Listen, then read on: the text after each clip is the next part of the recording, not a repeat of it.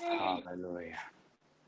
हमारे पिता मसीह यीशु के नाम से हम आपका धन्यवाद करते हैं, आपका आभार मानते हैं क्योंकि आप भले हैं और आपके काम अत्यंत ही महान है। परमेश्वर, तेरे वचनों को जब हम पढ़ते हैं इस समय, परमेश्वर तेरा आत्मा हमारी अगुवाई करे, मार्गदर्शन करे इन बातों को देखने, सीखने, समझने और उस पर चल पाने के लिए। प्रभु, आप हमारी अगुवाई, आप हमारी सहायता कीजिए। हम आपके चरणों पे अपने आप को रखते हैं, हमारे जीवनों को रखते हैं। सब कुछ तेरा है खुदावन, तुझे ग्रहण योग्य हो गए। हालेलुया, आमेन, आमेन। परमेश्वर के वचनों में जरा चलें मेरे साथ में। एक बहुत ही सुंदर जगह है और वो है गलाती के रास पत्र में 5वें अध्याय में। गलाती का रास पत्र 5, गलाती का रास पत्र। बीच में जो भी माइक खोल करके वचन पढ़े और उसके बाद में माइक को आप ऑफ कर देंगे तो अच्छा रहेगा। ओके, इस समय हम लोग पढ़ेंगे गलाती का रास पत्र 5वां अध्याय में जाइए और उसमें वचन निकालिए 13 और 14। गलशियंस की किताब 5वां अध्याय और उसमें वचन 13 से लेकर के 14 तक। गलशियंस, ठीक है। गलती का रास पत्र जिसे मिला हो पढ़िए 5वें अध्याय में। मराठी में पढ़िए, मैं हिंदी में पढ़ता हूँ।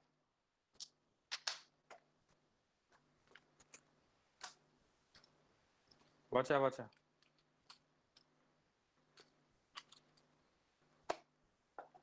जिसको मिला हो पढ़िए जल्दी से मराठी में। गलती का रास पत्र, गलती 5, 13, 14।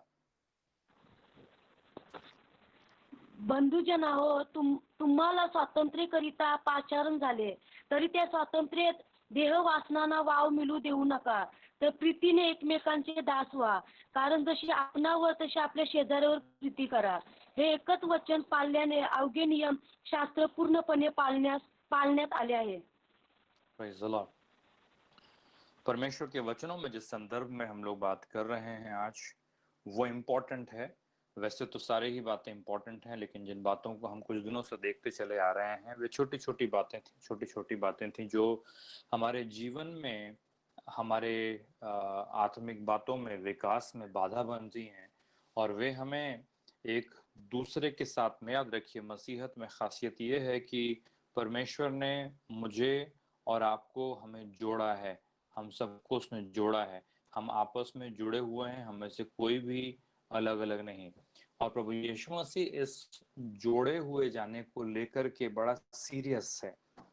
प्रभु यीशु मसीह ने जो हमें आपस में उसकी देह में जोड़ा है, उसके लिए उसका एटीट्यूड, उसके विचार आप परमेश्वर के वचनों में पढ़ने के टाइम पर यदि ध्यान पूर्वक अंडरलाइन करें तो आपको मालूम पड़ेगा कि प्रभु यीशु मसीह मनुष्यों के आपसी संबंध, मनुष्यों के आपसी संबंधों में बहुत ज्यादा दिलचस्पी रखता है। हमारा परमेश्वर ऐसा नहीं है कि वो सिर्फ ये कहता है कि हम हमारे परमेश्वर की सेवा करें और बाकी जिसको जहां चाहें छोड़ दें। परमेश्वर ने हमसे ऐसा नहीं कहा। वो जो हमसे चाहता है वो इस प्रकार से चाहता है कि हम आपस में एक दूसरे के साथ में जुड़े रहें, और इसके लिए वो बहुत सीरियस है।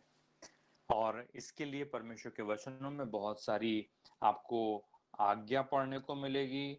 आपको परमेश्वर के वचनों में सलाह पढ़ने को मिलेगी। आपको परमेश्वर के वचनों में बहुत सारी चीजें इस तरह की कलाम में बार बार पढ़ने को मिलेंगी जो मुझे और आपको हमारे आपसी रिश्तों में, हमारे किसमें, आपसी संबंधों के अंदर में, हमारे आपसी संबंधों के अंदर में परमेश्वर उन बातों को हमसे बहुत क्लियरली कहता है कि हम ध्यान पूर्वक उनका ख्याल रखें और उनका हम प्रतिपालन करें ताकि परमेश्वर की मर्जी हमारे जीवन में पूरी होने पाए। अभी जिस विषय पर हम लोग बात कर रहे हैं, जिस जिस संदर्भ में हम लोग बात कर रहे हैं इस समय, वो ऑफ कोर्स हमने कुछ दिन पहले, अगर आपको याद हो तो हमने बात कर रहे थे अपमान के विषय में, हम लोग बात कर रहे थे। उसके बाद में दोष के विषय में, आपको याद होगा, करेक्ट? प्रेज द लॉर्ड, याद आया आपको? उसके बाद में हम लोग बात कर रहे थे पिछले सप्ताह में क्षमा के विषय में। आप देखिए ये सारे विषय जो हम लोग देख रहे थे परमेश्वर के वचनों से, ये सब हमारे और आपके आपसी संबंधों से जुड़े हुए हैं। अपमान, दोष लगाना, क्षमा, या ना क्षमा, मैंने एक शब्द उपयोग में लाया था पिछले सप्ताह में, अगर आपको याद होगा तो, कि लोग क्षमा नहीं करते एक दूसरे को। तो ये सारे के सारे जो शब्द हैं ये मनुष्यों के आपसी संबंधों से जुड़े हुए हैं। और भी बहुत सारी चीजें हैं, लेकिन आज मैं बड़े शॉर्ट में हमारे जो सामाजिक, जो हम लोग बात करते हैं ना, सामाजिक, हमारा सामाजिक जीवन जो है, लेकिन मसीह में सामाजिक, याद रखिए, मैं संसार के बारे में, समाज के बारे में बात नहीं कर रहा हूँ। हम लोग बात कर रहे हैं मसीह में हम सामाजिक हैं, क्योंकि बाइबल कहती है कि धन्य है वह जाति जिसका परमेश्वर यहोवा है। तो परमेश्वर ने हम सबको एक राष्ट्र होने के लिए, एक देश होने के लिए, एक लोगों का बड़ा समुदाय, एक समूह होने के लिए बुलाया है। और उस विषय में वो हमसे बहुत सारी बातों को करता है जो हम देखते चले आए हैं। और उसी अनुसार मैंने आपसे कहा था, चाहे वो अपमान के विषय में हम लोग बात कर रहे हों, चाहे हम लोग दोष के विषय में बात कर रहे हों, चाहे हम लोग ना क्षमा के विषय में या अनफॉरगिवनेस के विषय में बात कर रहे हों, आज मैं उन सब बातों को मिला जुला के कुछ एक जगह पर जोड़ना चाहता हूँ। और वो एक जगह बड़ी सिंपल और बड़ी सरल है परमेश्वर के वचनों में। अभी हाल ही में हमने पढ़ा इसे गलशियंस की किताब में 5वें अध्याय में वचन 13 और 14, 13 एंड 13 एंड 14। क्या लिखा था वहां पर? हमने पढ़ा था कि हे भाइयों, इसका मतलब ये नहीं कि बहनों से बात नहीं कर रहा। भाइयों मतलब हम मसीह में कोई स्त्री नहीं, कोई पुरुष नहीं। बाइबल कहती है कि हम सब एक समान हैं। तो हम सब के संदर्भ में वो बात कर रहा है कि हे भाइयों, तुम स्वतंत्र होने के लिए बुलाए गए हो। ऐसा ना हो कि स्वतंत्रता शारीरिक कामों के लिए अवसर बने। अभी ध्यान से देखिए क्या लिखा है। प्रेम से, वो कहता है, एक दूसरे के, वो कहता है दास बनो। प्रेम से एक दूसरे के दास बनो। और आगे वो कहता है कि वो क्यों ऐसा कह रहा, उसका एक कारण भी है। और कारण इस प्रकार से वो कहता है, क्योंकि सारी व्यवस्था इस एक बात में पूरी हो जाती है। व्यवस्था मतलब पुराना नियम। व्यवस्था मतलब जो पुराने नियम में सैकड़ों आज्ञाएं परमेश्वर ने दी थी। पुराने नियम में आपको पढ़कर के अचरज होगा, लोग जो वहां पर पढ़ करके बोलते हैं कि वहां पे तो लिखा है लड़ाई के विषय में, वहां पर लिखा है दांत के बदले में दांत, वहां पे लिखा है आंख के बदले में आंख। तो तमाम चीजें जो पुराने नियम की थी, याद रखिए, पुराना नियम जो था वो खत्म हो चुका है। मैं और आप पुराने नियम में नहीं है। पुराना नियम का समय हमारे और आपके लिए समाप्त हो गया। हम लोग नए नियम में हैं, नए समय में हैं। और इस नए समय में पुराने नियम की बात नहीं, लेकिन मैं जो आपसे इस समय कह रहा हूँ वो ये कि पुराने नियम के समय में भी परमेश्वर के वचनों में, मालूम है, इस आपसी प्रेम के विषय में, इस आपसी प्रेम के विषय में बहुत क्लियरली बातें लिखी गई थी। वहां पर यहाँ तक लिखा हुआ है कि यदि दो लोगों के बीच में दुश्मनी हो, और वो कहता है कि तेरे दुश्मन का बैल भी तुझे मिल जाए, उसका जानवर तुझे मिल जाए, तो मालूम मनुष्य क्या करना चाहेगा? बोलेगा एक काम करो, इसका जानवर, भेड़ बकरी जानवर मेरे को मिल गया है, अपन इसको पका के खा लेते हैं, किसी को मालूम भी नहीं पड़ेगा। लेकिन परमेश्वर का वचन कहता है कि पुराने नियम में लोगों को आज्ञा दी गई कि तुझे तेरे दुश्मन का, तेरे शत्रु का बैल भी मिल जाता है, जानवर भी मिल जाता है, तो उसको पकड़ के बांध के रख, और जब वो आएगा तो उसके हाथ में सौंप देना। मालूम है क्यों वैसा कह रहा है? वो जानवर के विषय में नहीं बात कर रहा है, वो बात कर रहा है क्योंकि उस जमाने में जानवर जो था वो अपने लोगों की वो प्रॉपर्टी था, लोगों की वह सामग्री थी, लोगों का वो पोजीशन था, लोगों का वो धन था, संपत्ति थी। और वो कह रहा था कि शत्रु का भी सामान तुझे यदि मिल जाए तो उसको संभाल के रखना, और जब वो तुझे मिले तो उसे वापस उसकी अमानत समझ के लौटा देना। मालूम है क्यों? क्योंकि प्रेम जो है वो दूसरे का भला चाहता है। प्रेम जो है वो दूसरे के जीवन में अनुग्रह चाहता है। प्रेम दूसरों के भलाई के विषय में सोचता है। प्रेम जो है वो दूसरों के लिए सब कुछ सही सही चाहता है। तो चाहे हम वो अपमान, दोष, नाक्षमा और दूसरी चीजें जो हम बात करते आए थे, आज सब उन बातों को मैं एक जगह पर समराइज करना चाहता हूँ। और वो ये है कि बाइबल कहती है कि प्रेम से एक दूसरे का, वो कहता है, दास बन जाओ। क्या कहता है? प्रेम से एक दूसरे के दास बनो। 13th ही वर्स में, 13 वचन में ही यहाँ पर लिखा हुआ है, 13 वचन में आखिरी भाग में, प्रेम से एक दूसरे के दास बनो। मालूम है दास बनना जो शब्द है वो हमें भले ही पसंद ना आता हो, हमें अच्छा नहीं लगता हो, लेकिन परमेश्वर का वचन मुझसे और आपसे इस प्रकार से कह रहा है आज। वो कहता है कि प्रेम से एक दूसरे के दास बनो। वो प्रेम, वो मोटिवेशन है। वो कहता है प्रेम जो है वह फोर्स है, वह बल है, वह इच्छा है पीछे सब चीजों के, जिसके चलते वो चाहता है कि हम दास बन जाएं एक दूसरे के। एक दूसरे का दास मतलब ये नहीं कि हमें किसी का झाड़ू पोछा और जाकर के ये करने के लिए वो कह रहा है, वो ये नहीं कह रहा। वो कह रहा है लेकिन ये कि एक दूसरे की क्या करो। वो कहता है एक दूसरे की क्या करो, सेवा।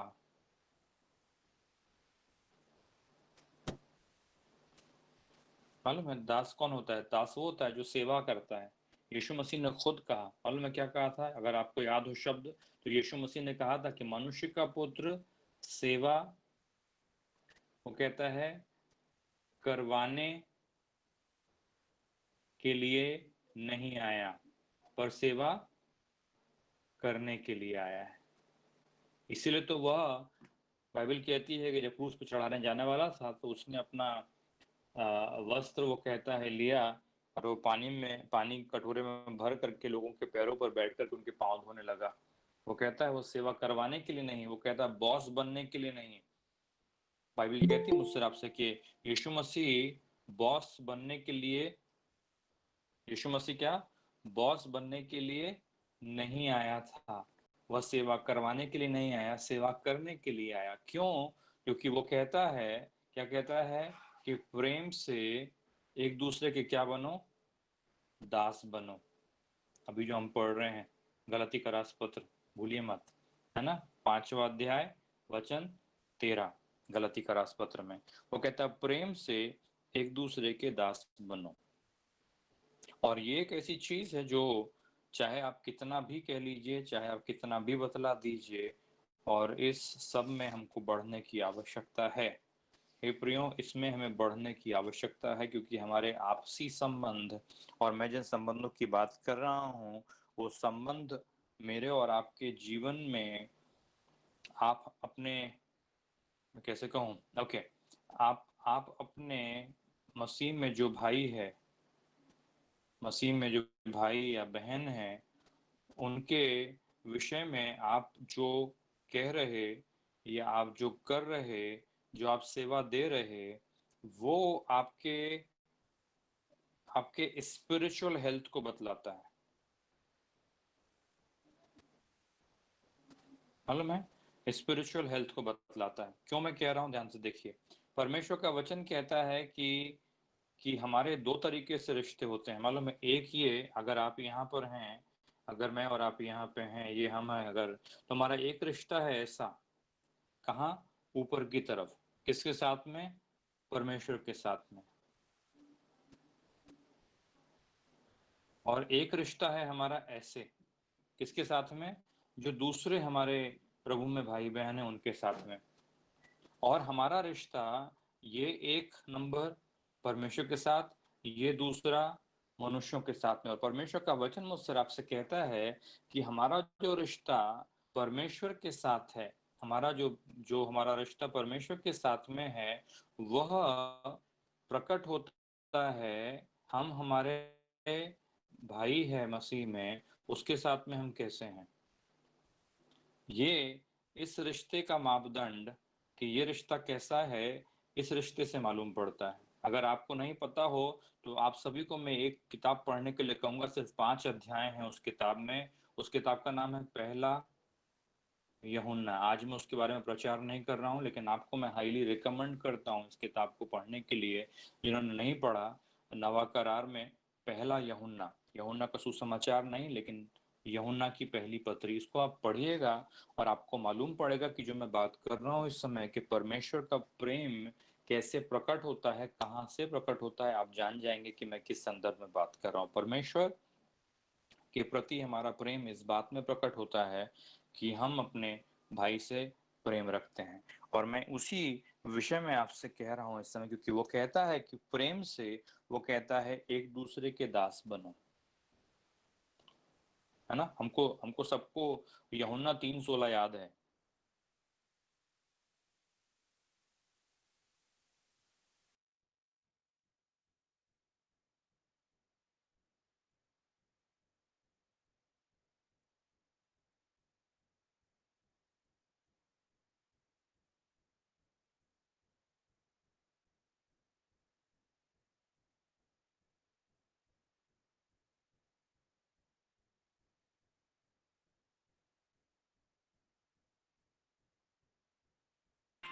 इस समय मैं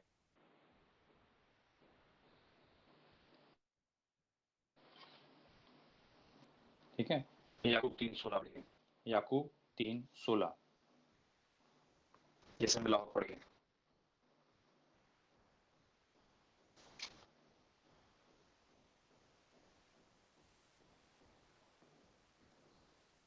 पढ़िए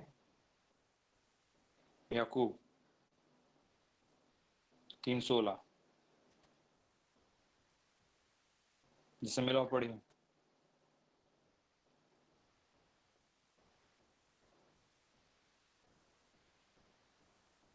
अरे पढ़िए।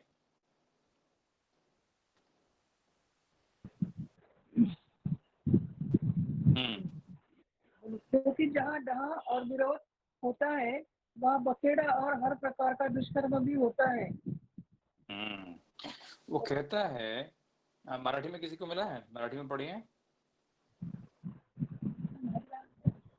कारण जेथे मत्सर व तट पाडण्याचा स्वभाव आहे फिर से पढ़िए, फिर अव्यवस्था व प्रत्येक कुकर्म आहे।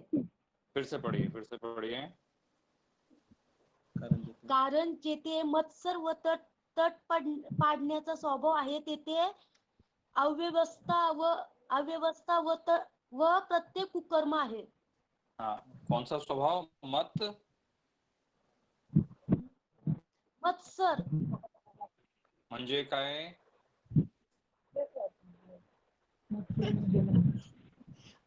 म्हणजे काय?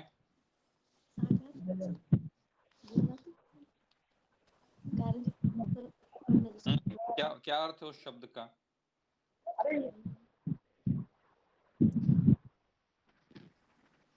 कौन जानता है? अंग्रेजी में इस प्रकार से आया है, for wherever there is jealousy and selfish ambitions. जो शब्द उपयोग में लाया है वो आया है selfish ambition. Selfish ambition, selfish ambition का अर्थ ऑफ कोर्स इसके साथ में एक और शब्द आया है डाह और विरोध, हिंदी में लिखा हुआ है बट वहां पे लिखा है यहाँ पे जेलसी और सेल्फिश एम्बिशन होते हैं, जहां पर एक दूसरे को के विषय में कंपटीशन के दृष्टिकोण से देखते रहते हैं कि मैं बड़ा कि वो बड़ा, और दूसरा चीज इसके अपने आप को ऊंचा करने के लिए, अपने आप को बड़ा बनाने के लिए, अपने आप को बड़ा बनाने के लिए दूसरों का विरोध करना या दूसरों से जलन रखना, ईर्ष्या रखना, उस तरह की भावना के विषय में वो बात कर रहे हैं। यहाँ पर वो कहता है जहां पर ऐसा होता है, वो कहता है वहां पे दुष्कर्म, हर प्रकार का दुष्कर्म होता है, वहां पे बखेड़ा होता है। ये लिखा हुआ है याकूब 3:16 में, हमारे और आपके पवित्र शास्त्र में जिसे हम अध्ययन कर रहे हैं। आपको मैं जो कह रहा हूँ इस समय प्रियो वो ये कि मालूम है प्रेम का बिल्कुल उल्टा है सेल्फिशनेस। प्रेम का बिल्कुल उल्टा है सेल्फिशनेस। क्योंकि याद रखिए कि जरा चलिए मेरे साथ में रोमी का राजपत्र में जाइए। Romans, the book of Romans, इसे मिलाओ पढ़िए, बुक ऑफ रोमन्स, और उसमें 13 अध्याय और उसका 8वां वचन निकालिए। रोमी का राजपत्र 13 अध्याय। हाँ, एकमेकांवर प्रीती करणे याशिवाय कोणाच्या ऋणात राहू नका। कारण जो दुसऱ्यावर प्रीती करतो त्याने नियमशास्त्र पूर्णपणे पाळले आहे। Praise the Lord, praise the Lord, praise the Lord, hallelujah. लोग बोलते हैं बाइबल पर मैं कैसे चलूं, पूछते हैं लोग के ये बताइए बस कि मैं बाइबल की आज्ञाओं का कैसे पालन करूं, मैं ये कैसे करूं, मैं वो कैसे करूं, मुझे पता है सिर्फ एक ही तरीका है उसको पूरा करने के लिए, और वो तरीका यहाँ पे लिखा हुआ है। वो कहता है कर्जदारी, मालूम है आपको क्या होता है? कर्जदार मतलब आपने किसी से पैसे लिए हैं और आपको लौटाने हैं, वो कर्ज है, कर्जा है ना, कर्जा ये शब्द है, कर्ज, लोन, किसी से पैसे लिए हैं, देना है। बाइबल कहती है कि सिर्फ एक कर्जा है अपने ऊपर रखो, बाकी सब कर्जा लौटा दो। किसी का कोई कर्जा रख के मत छोड़ो अपने ऊपर। लेकिन बाइबल कहती है यहाँ पे मुझसे आपसे कि पूरी जिंदगी हमें एक बात का कर्जा है, हमें एक बात का हमारे ऊपर लोन है जो हमको पे करना है दूसरों को। मालूम है वो कौन सा है? वो कहता है यहाँ पे, वो कहता है आपस के प्रेम को छोड़ और किसी बात में किसी के कर्जदार ना हो। मतलब में हम और आप जिंदगी भर मैं और आप हम कर्जदार हैं। जिंदगी भर जिंदगी भर हमारे जीवन के ऊपर में एक कर्जा है, और वो कर्जा मालूम है क्या है? कि हम आपस में, मुझे आपको प्रेम देना है और आपको मुझे प्रेम देना है। मुझे मुझे आपको कुछ चुकाना है, और वो है मेरे ऊपर कर्जा है। मसीह यीशु में एक कर्जा है आपके प्रति, और वो कर्जा ऐसा है कि मैं आपसे प्रेम रखूं। और आपके पास एक कर्जा है, और वो ये है कि आप मुझसे प्रेम रखें। मसीह यीशु में एक कांस्टेंट कर्जा है जो हमारा एक दूसरे के प्रति हमेशा बनता है। और बाइबल कहती है यहाँ पे कि सिवाय एक दूसरे को प्रेम, आप आपस के प्रेम को छोड़ किसी और बात में किसी के कर्जदार ना हो। आपके पास, वो कहता है, बाकी जितना हो किसी से लिया हो, कुछ हो, वो कहता है लौटा देना, फेर देना, उसे अपने पास मत रखना। लेकिन वो कहता है एक कर्ज हम सबके ऊपर जिंदगी भर बना रहेगा, और वो कर्ज है, मालूम है क्या? कि हमारे पास में एक दूसरे को प्रेम करने के लिए कर्ज दिया गया है। इसलिए बाइबल कहती है मुझसे और आपसे कि यीशु मसीह ने मरते मरते अपने प्रेम की परिपूर्णता को चेलों के ऊपर प्रकट किया, जब वो पांव धोने के लिए उनके सामने बैठ गया। 13 अध्याय में यूहन्ना के सुसमाचार में लिखा है। तो प्रेम जो है वो कर्जा हमारे पास में है, और वो एक कर्जे को वो कहता है जिंदगी भर हम लौटाते रहे। तो प्रेम जो है वो कहता है इस प्रकार से, यहीं पर अभी हाल ही में जो हमने पढ़ा 13वें अध्याय में रोमियो की पत्री के, वो कहता है क्योंकि जो एक दूसरे से प्रेम रखता है, जो एक दूसरे से क्या रखता है, वो कहता है जो एक दूसरे से क्या करता है, प्रेम रखता है, वो कहता है उसने व्यवस्था को पूरा कर लिया, है ना। वो कहता है जिसने प्रेम रखा आपस में, जिसने आपस में एक दूसरे से प्रेम रखा, वो कहता है उस व्यक्ति ने व्यवस्था, मतलब परमेश्वर के वचनों को, पुराने नियम की यह शब्दावली है, कंफ्यूज मत होइए। व्यवस्था मतलब परमेश्वर का वचन पर चलना। वो कहता है जब हम आपस में प्रेम रखते हैं, जब हम आपस में प्रेम रखते हैं, वो कहता है तो हमने व्यवस्था को पूरा कर लिया, कुछ बाकी नहीं छोड़ा। परमेश्वर के वचन के अनुसार चलने के लिए एक कुंजी है, याद रखिए, और वो कुंजी है कि हम आपस में प्रेम रखें। जब आप आपस में प्रेम रखते हैं तो आपने परमेश्वर के हर नियम का अपने आप पूरी तरह से पालन कर लिया।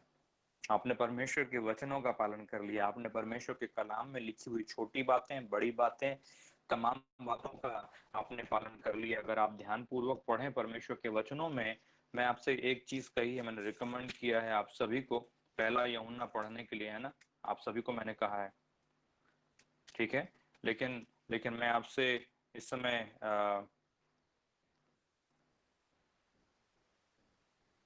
परमेश्वर के वचनों में जो दूसरा अध्याय है यूहन्ना के पहले पत्री का, उसमें विशेष करके मैं आपसे चाहता हूं कि आप ध्यान पूर्वक उसको पढ़ें। दूसरा और तीसरा, इनफैक्ट दोनों ही, दूसरा और तीसरा, उसमें आपको समझ में आएगा। क्योंकि वो कहता है कि जो भाई से प्रेम नहीं रखता, वो कहता है मृत्यु की दशा में रहता है। जो कोई प्रेम नहीं रखता वो हत्यारा है। तीसरे अध्याय के 14 और 13 वचन में लिखा हुआ है। परमेश्वर के कलाम में इस एक बात की परिपूर्णता यदि हमने कर ली, आपस में प्रेम रखा, तो बाइबल कहती है कि हमने व्यवस्था को पूरा कर लिया।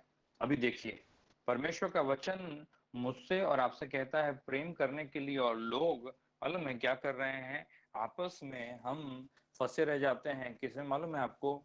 जो मैंने एक शब्द लिखा था आपके सामने, सेल्फिशनेस में। सेल्फिशनेस का दूसरा शब्द जो हम सबके इजीली समझ में आएगा, हिंदी भाषा में, मराठी में भी वो शब्द होगा मुझे लगता है, वो है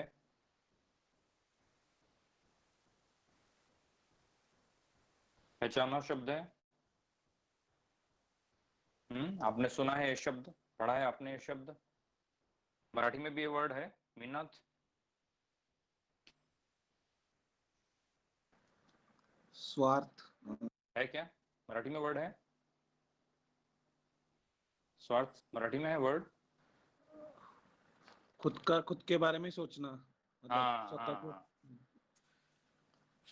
स्वतःपना या स्वतः के बारे में सोचना। इसका मतलब होता है कि मैं जो हूं मैं बड़ा हूं।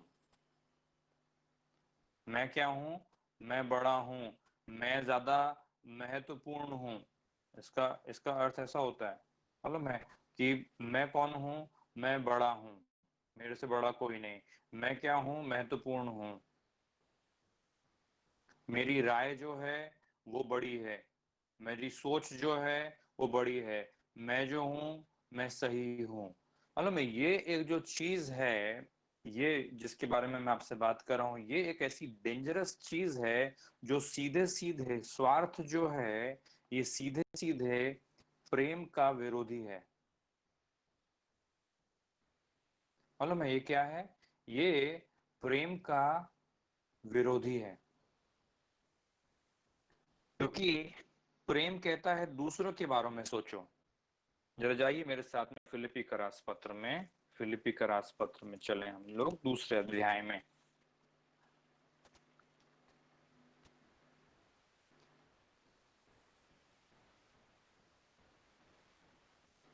तीसरा और चौथा वचन दूसरे अध्याय में, फिलिपी का रास पत्र दूसरा अध्याय वचन 3 और 4, इसे हम पढ़ेंगे, ठीक है?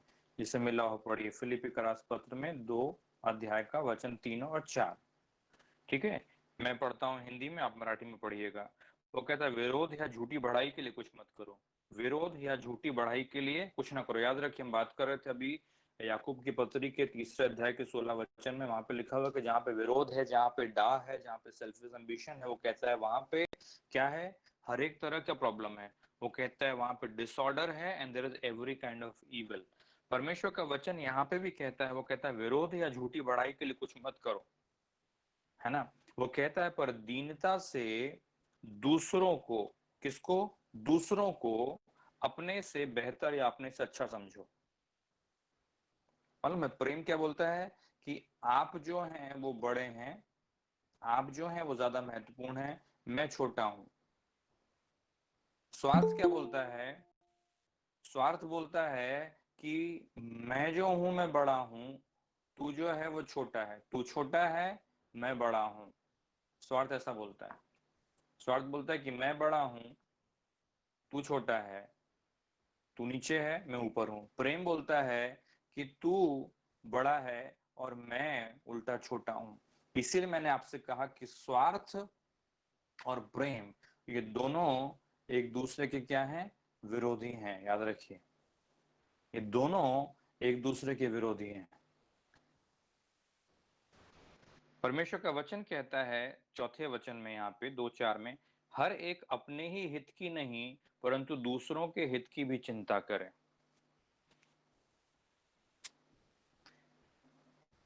दूसरों के हित की भी चिंता करे, अपने ही बारे में नहीं सोचे, दूसरे के बारे में भी सोचे, दूसरों का ख्याल रखें, दूसरों के विषय में थोड़ा सा कंसिडरेशन रखे, दूसरों के फायदे के लिए, दूसरों के हित के लिए थोड़ा प्रयत्नशील रहे। और मैं आपसे जो कह रहा हूं इस समय वो ये कि हे प्रियो, ये स्वार्थ जो है, ये स्वार्थ ने प्रेम का विरोध करके बहुत बड़ी गड़बड़ी फैला दी है संसार भर में। और इस कारण से हम जो बात कर रहे थे कि, याद रखिए, हमारे आपसी संबंध, क्या बात कर रहे थे हम लोग? कि हमारे आपसी संबंध जो हैं, आपसी संबंध के बारे में परमेश्वर बहुत सीरियस है ना? हम लोग जो बात कर रहे थे वो ये कि हमारे आपसी संबंध के बारे में परमेश्वर बहुत सीरियस है। उसने बहुत सारी आज्ञा दी है कि हम आपस में किस तरह से रहना चाहिए। तो आपसी संबंध जिसमें एक तरफ स्वार्थ आ सकता है या दूसरी तरफ प्रेम आ सकता है। और आपके आपसी संबंध में अगर स्वार्थ इन्वॉल्व हुआ तो क्या होगा, और यदि प्रेम इन्वॉल्व हुआ तो क्या होगा? इन दोनों का अलग अलग प्रभाव पड़ने वाला है।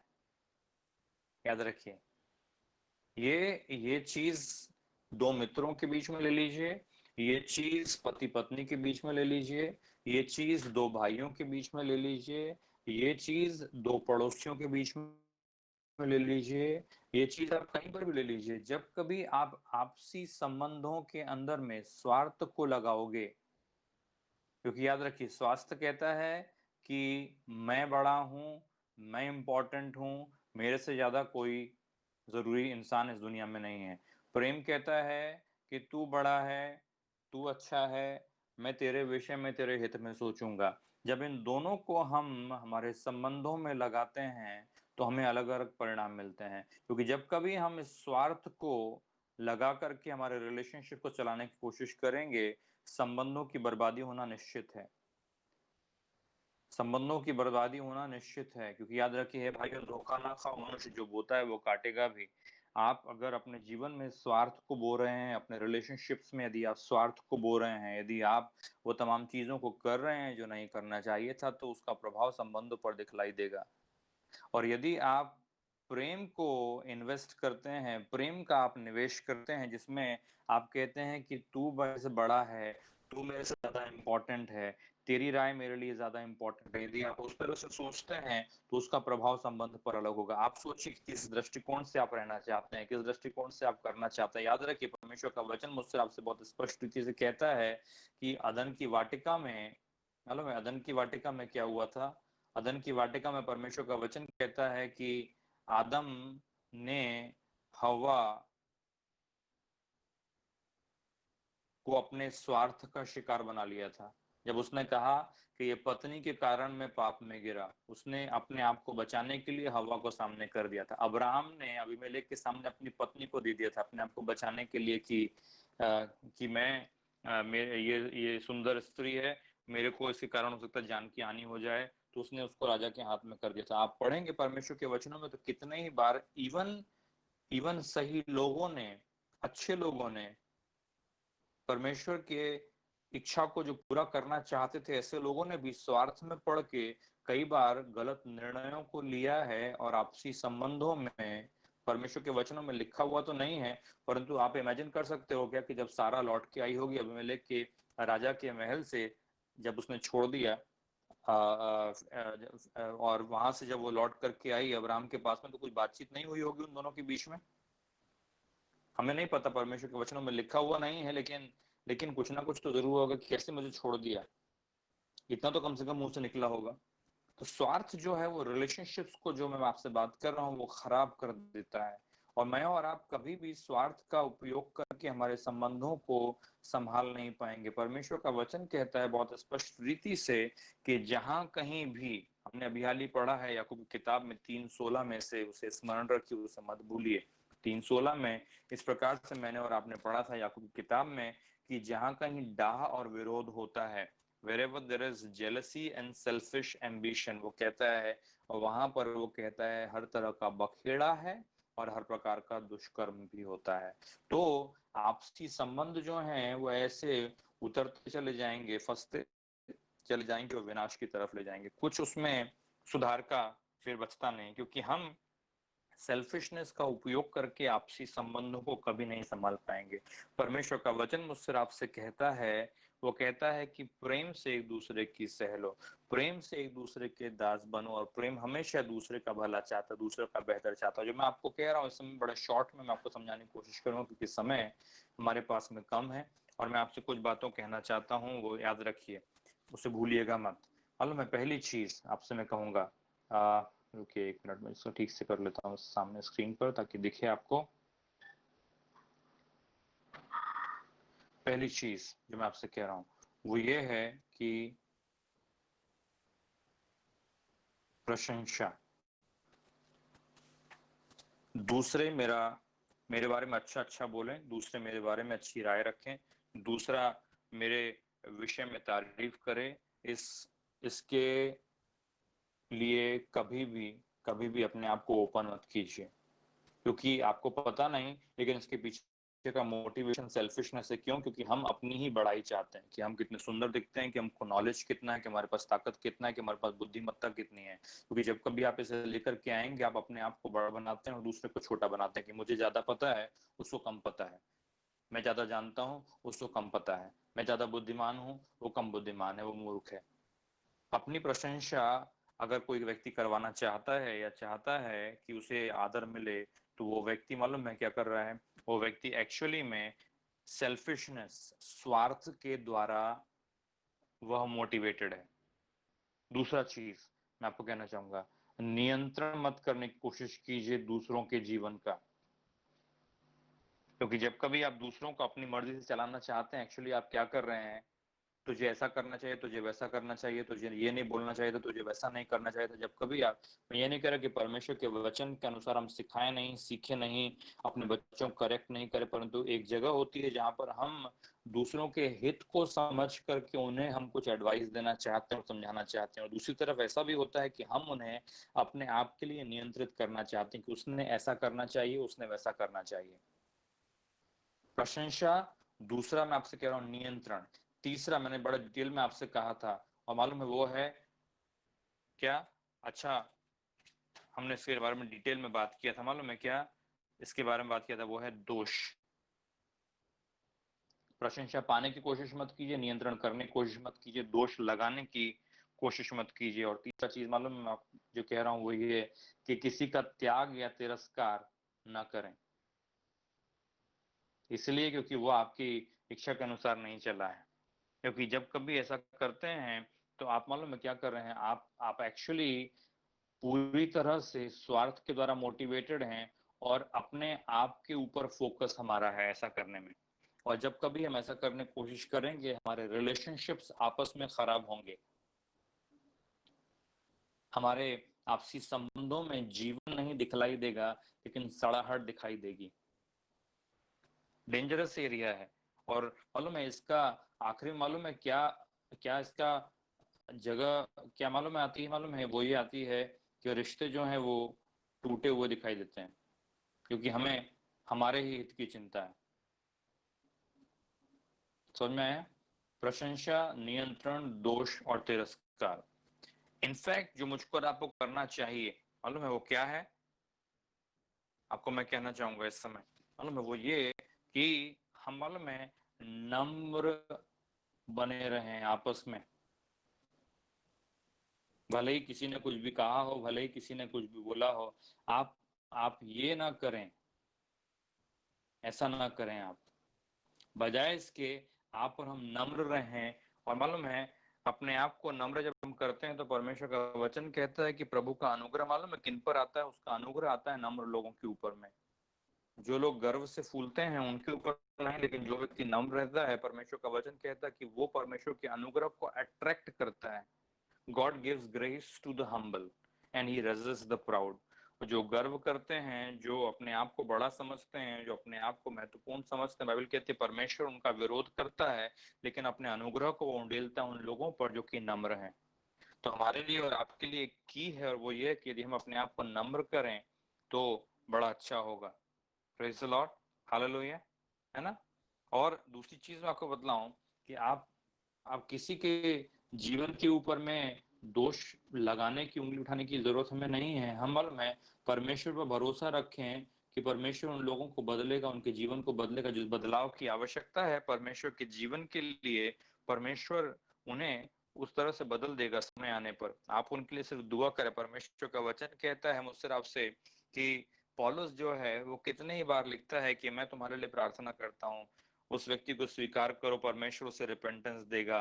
कितने ही बार फिलिपियों की पत्री में आप पढ़ेंगे 3 वचन से पहले अध्याय के 6 तक, तो वहां पर लिखा हो कि हर बार मैं तुम्हारा स्मरण करता हूँ तो मैं तुम्हारे लिए परमेश्वर का धन्यवाद करता हूँ और प्रार्थना करता हूँ। आप एक काम करिए, उन व्यक्ति के जीवन के अंदर परिवर्तन के लिए विश्वास परमेश्वर पर रख करके प्रार्थना कीजिए और उन्हें प्रेम से ग्रहण कीजिए, है ना? वही मैं आपसे कहना चाहता हूँ, उन्हें क्या करें? हम प्रेम से ग्रहण करें, उन्हें आप प्रेम से ग्रहण करें। वो भले ही आपसे डिफरेंट होंगे, भले ही वो आपसे अलग होंगे, लेकिन आप उन्हें प्रेम से ग्रहण कीजिए। Praise the Lord, praise the Lord, hallelujah. याद रखिए प्रेम से क्या करना है? उन्हें ग्रहण करना है। एक और वचन मैं चाहता हूं कि हम पढ़ें इस समय, वो मिलता है हमको इफिसियों की पत्री के 4 अध्याय में। हम लोग वहां जाएंगे, इफिसी का राजपत्र 4 अध्याय। हमने पहले भी पढ़ा है और इसको एक बार फिर से पढ़ रहे हैं। और वो ये इस प्रकार से कहता, दूसरा वचन, सारी दीनता और नम्रता सहित। याद है आपको दीनता और नम्रता के बारे में बात कर? दीनता और नम्रता सहित धीरज धर के प्रेम से एक दूसरे की सह लो। ठीक है, तो जो हम बात कर रहे हैं वो ये कर रहे हैं कि आप प्रेम से एक दूसरे की सह लो। आप उनकी प्रशंसा पाने के लिए हम इंतजार न करें, बल्कि हमसे जो हमें हो सके हम उन्हें दान दें या हमें उन्हें देना सीखें। बिकम अ गिविंग पर्सन, हो सकता है टाइम, हो सकता है अप्रिसिएशन, हो सकता है सपोर्ट, जो कुछ भी हो वो आप दीजिए, क्योंकि परमेश्वर का वचन कहता है जो प्रेम है वो हमेशा देता है। Praise the Lord. प्रेम कैसा होता है? प्रेम हमेशा देता है। परमेश्वर का वचन कहता है परमेश्वर ने जगत से प्रेम किया तो कैसे किया? अपना इकलौता बेटा दे दिया। तो मैं आपसे कह रहा हूं वो ये कि हे प्रियो, आपस में अगर आप अपने जीवन में प्रेम एक दूसरे से हम रखें और उसके उसके कारण हमारे संबंधों को हम चलाएं, उसके द्वारा हम संबंधों को हमारे आपसी नियंत्रित करें, यदि प्रेम के द्वारा हम आपसी हमारे रिलेशनशिप्स को गवर्न करें, तो हमारा जीवन कुछ और ही दिखलाई देगा। और यदि हम कहीं पर किसी भी जगह स्वार्थ को स्थान देंगे तो उसका परिणाम हमको बड़ा ही भयंकर दिखलाई देगा। याद रखिए, परिणाम बड़ा भयंकर दिखलाई देगा जब स्वार्थ को आपस संबंध में जगह देंगे। और यदि हम प्रेम के द्वारा चलेंगे तो वो संबंध कुछ और ही दिखलाई देंगे। याद रखिए, क्योंकि आपके संबंध जो आपस में हैं, हमारे संबंध जो आपस में हैं, याद रखिए वो संबंध जो हैं, ऐसा ऐसा नहीं है वो संबंध जो हैं वो सिर्फ सांसारिक हैं, ये संबंध जो हैं आपके आत्मिक हैं। मसीह में हमें एक देह में जोड़ा गया है। याद रखिए, मसीह में हमें एक देह में जोड़ा गया है। मैं और आप जो संबंधित हैं, ये बाइबल कहती है कि एक ही आत्मा के द्वारा, एक ही शरीर में हमें जोड़ा गया है, बपतिस्मा दिया गया है। तो एक आत्मा के द्वारा हमें संबंध में जोड़ दिया गया है। हमारे संबंध आत्मिक हैं। परमेश्वर का वचन कहता है मुझसे और आपसे इस प्रकार से, मालूम है क्या कहता है? परमेश्वर का वचन कहता है कि जिसे परमेश्वर ने जोड़ा है उसे मनुष्य अलग न करे। परमेश्वर ने जोड़ा है मतलब मालूम है क्या बात कर रहे हैं? परमेश्वर ने जोड़ा है मतलब शादी के बारे में बात कर रहा है। परमेश्वर ने जोड़ा है मतलब विवाह जो है परमेश्वर की ओर से है। पति और पत्नी आप जो हैं, आप दोनों को परमेश्वर ने जोड़ा है। आपका संबंध जो है वो सिर्फ संसार का नहीं, आपका संबंध जो है वो आत्मिक है। क्या है वो? आत्मिक है, स्पिरिचुअल संबंध है। परमेश्वर का वचन मुझसे आपसे कहता है इस प्रकार से कि गर्भ का प्रतिफल मतलब वाइफ का प्रेग्नेंट होना और संतान को उत्पन्न करना। गर्भ का प्रतिफल किसकी ओर से? बाइबल कहती है यहोवा की ओर से होता है। भजन संहिता 127-128 में लिखा हुआ है। तो जो माता पिता का संबंध बच्चों के साथ में है, वो संबंध भी संसार का नहीं है, वो संबंध आत्मिक है, क्योंकि वो बच्चा उस घर में पैदा होगा और वो उसके माँ बाप बनेंगे। वो परमेश्वर की ओर से ठहराया गया है। बट अगर आप पढ़ेंगे प्रेरितों की किताब के 17वें अध्याय में, तो बाइबल मुझसे आपसे कहती है कि उसने हमारे सिवानों को बांधा। सिवानों को बांधा, सिवाने मतलब मालूम है क्या होता है? अंग्रेजी में शब्द है उसका नेबरहुड। नेबरहुड मतलब आपके आस पड़ोस में कौन रहेगा। परमेश्वर का वचन जो कहता है, मालूम है क्या कह रहा है? वो हमारे पड़ोस में कौन रहेगा, हम किन की चारों तरफ में रहेंगे, कौन हमारे चारों तरफ में रहेगा। वो कहता है कि परमेश्वर ने उसे ठहराया है, प्रेरितों की किताब के 17वें अध्याय में। तो आपके पड़ोसी जो हैं वो वहां पर निर्धारित किए गए, वो परमेश्वर की ओर से हैं। तो वे संबंध आत्मिक, आपके समझ में आ रहा होगा जो मैं आपसे इस समय कह रहा हूँ कि हमारे संबंध जो हैं, हमारे तमाम संबंध जो परमेश्वर ने हमें दिए हैं, वे संबंध आत्मिक हैं। और वे संबंध जो हैं वो इंडिकेटर हैं हमारे स्पिरिचुअल लाइफ के, हमारे आत्मिक जीवन के। और इस संबंध के अंदर में या तो हम स्वार्थ को लगा करके उनको मेंटेन कर सकते हैं, या तो हम प्रेम को लगा करके उनको मेंटेन कर सकते हैं। स्वार्थ को आप लगाएंगे तो आप चाहेंगे कि दूसरा व्यक्ति मुझे क्या दे सकता है, मेरे लिए क्या कर सकता है। यदि आप प्रेम को लगाएंगे तो आप कहेंगे कि मैं इसके लिए क्या कर सकता हूँ, मैं इसे क्या दे सकता हूँ। Praise the Lord. आपके समझ में आई जो मैं आपसे बात कर रहा हूँ? Praise the Lord, hallelujah. तो हे प्रियो, आप और मैं परमेश्वर के कलाम के अनुसार प्रेम के द्वारा मोटिवेटेड होकर के हम हमारे आपसी संबंधों को चलाएं। आमेन। अगर अगर हमारे आपसी संबंध मशीन के समान हैं तो उसके अंदर में आपको ऑयलिंग ग्रीसिंग करना पड़ेगा, और वो ऑयलिंग ग्रीसिंग जो है वो प्रेम की होनी चाहिए, स्वार्थ की नहीं। क्योंकि यदि आप स्वार्थ का ऑयलिंग एंड ग्रीसिंग करेंगे तो मशीन का ब्रेकडाउन हो जाएगा और वो टूट जाएगी। लेकिन यदि आप प्रेम का उसमें ऑयलिंग एंड ग्रीसिंग करेंगे तो वो आपके जीवन भर काम में आएगी। क्योंकि याद रखिए, जो मशीन आपके पास में जिसे हम चला रहे हैं, ये संबंध हमारे आपसी जो हैं, रिश्ते हमारे जो आपसी हैं, घर के अंदर में, परिवार के अंदर में, दोस्त, पड़ोसी, माता पिता, बच्चे, पति पत्नी, ये सारे के सारे कहाँ से आए हैं? ये परमेश्वर के द्वारा ठहराए गए हैं और इसलिए आत्मिक हैं, और मुझे और आपको उनका ध्यान रखना है। क्षमा न करके, दोष लगाकर, अपमान करके, तिरस्कार करके, मालूम है ये सब बड़ा डेंजरस चीज है। ये सिर्फ आपके संबंधों को, आपके सिर्फ इन भौतिक संबंधों को खराब नहीं कर रहा है, आप रियलाइज नहीं कर रहे कि हमारे स्पिरिचुअल लाइफ के ऊपर में भी इसका बहुत बड़ा इम्पैक्ट, इसका बहुत बड़ा प्रभाव आता है। Praise the Lord, hallelujah. तो इसके लिए मैं आपको एक बार फिर से कहना चाहूंगा, आपको फिर से एक बार मैं याद दिलाना चाहूंगा जो हमने पहले ही पढ़ा था, और उसे पढ़ करके हम समाप्त करेंगे और प्रार्थना करके खत्म करेंगे। गलती का राजपत्र, जहां से हमने आज के वचन के ऊपर मनन को चालू किया था, गलती का राजपत्र उसका 5वां अध्याय, और हम यहाँ पे गलशियंस 5 में 13 और 14 पढ़ेंगे। कोई मराठी में पढ़िए और उसके बाद में मैं हिंदी में पढ़ के इसे समाप्त करेंगे।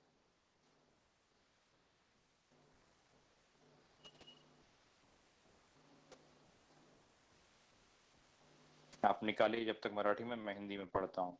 हे भाइयों, तुम स्वतंत्र होने के लिए बुलाए गए हो। ऐसा ना हो कि ये स्वतंत्रता शारीरिक कामों के लिए अवसर बने। अभी ध्यान से सुनिए। वरन प्रेम से एक दूसरे के दास बनो। प्रेम से एक दूसरे के दास बनो, क्योंकि सारी व्यवस्था इस एक ही बात में पूरी हो जाती है कि तू अपने पड़ोसी से अपने समान प्रेम रख।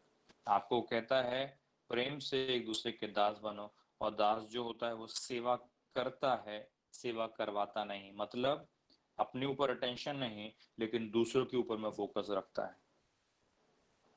Praise the Lord. सेवा करवाने के लिए नहीं, लेकिन करने के लिए मनुष्य का पुत्र आया, और आप और मैं भी हैं। हमारे आपसी रिश्तों में, संबंधों में वो कहता है प्रेम से एक दूसरे की दास बन जाएं और सेवा करें। आमेन। Praise the lord. जिससे मराठी में मिला हो पढ़िए, और उसके बाद हम प्रार्थना करके समाप्त करेंगे। परंतु स्वतंत्रेमध्ये राहावे म्हणून तुम्हा बंधूंना देवाने बोलावले आहे. फक्त तुमच्या देहाला जे आवडते ते करण्याची एक सबब म्हणून तुमच्या स्वातंत्र्याचा उपयोग करू नका. त्याऐवजी प्रीतीमध्ये एकामेकांची सेवा करा. दास व्हा, कारण संपूर्ण नियमशास्त्राचा सारांश एकच वचनात समावला आहे. ते सांगते, जसे आपणावर तसे आपल्या सोबती व्यक्तीवरही प्रेम करा.